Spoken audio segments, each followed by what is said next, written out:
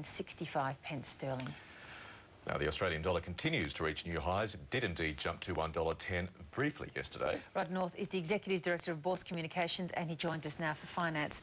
Rod, good morning. Good morning. Let's get to the dollar in just a moment, because it was just a brief moment of glory for the Aussie dollar.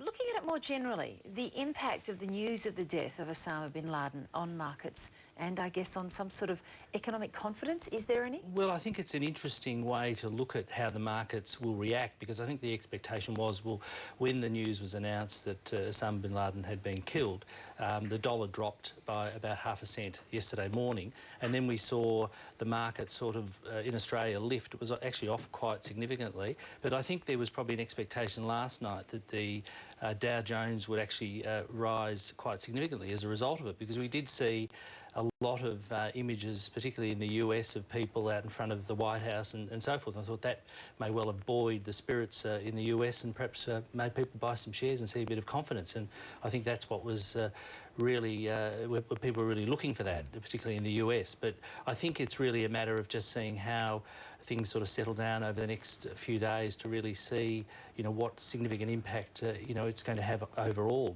Because obviously in America there's still many underlying issues with their very high unemployment rate, and the economy there is still, you know, lagging, and the recovery's happening, but it's very slow.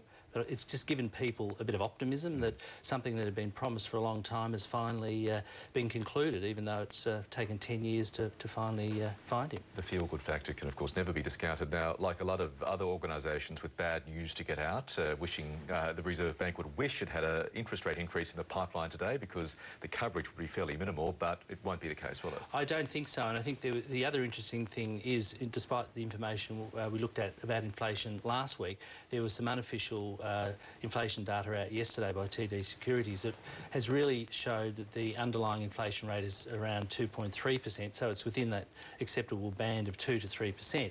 But it was significantly taking into the fact that fruit and vegetable prices have dropped significantly in April, and we've also seen, I mean, the dollar is really doing the work for the Reserve Bank at the moment at the high level that it's at. So I think that's really what's going to factor in significantly with the Reserve Bank. But one of the key things is going to be their policy statement on Friday, on the 6th, which will be the thing to really watch for. Rod North, always good to see you. Thank you so much. Thanks very much. Thank you.